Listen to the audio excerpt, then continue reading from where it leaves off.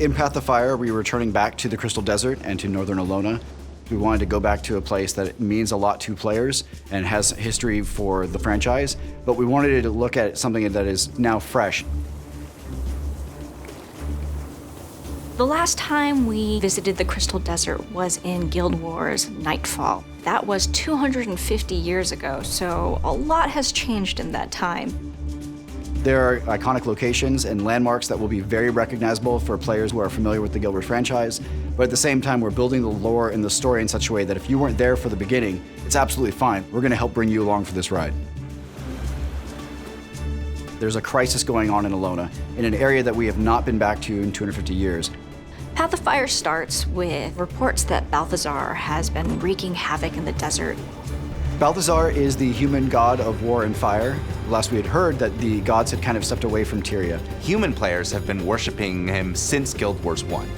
But then he shows up and he's not benevolent, right? He has his own goals and he clearly doesn't care about who gets harmed in the way. Everyone in Elona has the exact same questions. Why are the gods walking amongst us? Does this mean the gods are coming back?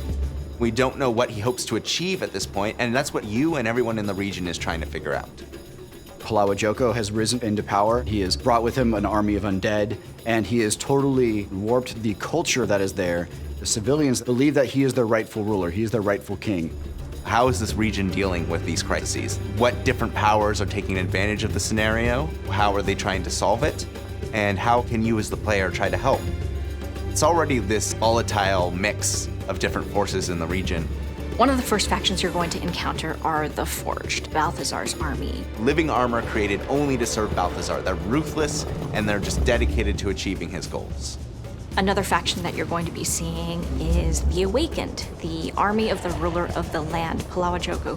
Undead forces, they still have some remnants of memories. They're sentient, but they will do anything for their master.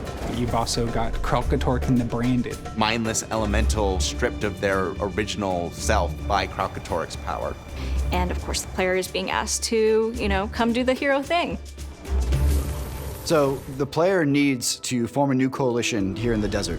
Path of Fire has a great combination of old friends and new, who all have very different perspectives on Balthazar. You've got your warriors like Ritlock, and you've got Casimir, and these people all get together to help the commander, the player.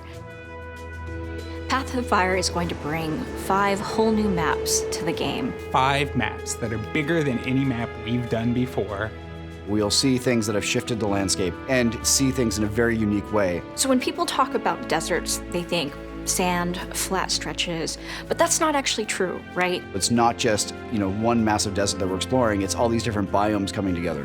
The maps go tall, the maps go wide, the maps go under and around in places. We've really decided to bring exploration and discovery back to the forefront of Guild Wars 2. There's elements that make each map unique, but we've also got elements that kind of tie all the maps together.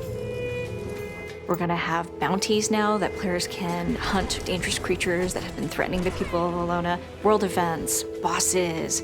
With the mounts, of course, we're gonna have races, content both old and new to get players engaged. In Path of Fire, we really wanted to get back to the roots of what made Guild Wars 2 unique and fantastic. People who are playing through the main story will really enjoy both the depth and the breadth of experiences they are able to have. The interesting characters who, if they go just a little bit further, they'll run into. Massive maps that are fully explorable, freedom that we haven't necessarily seen as in-depth as when we launched with the original Guild Wars 2.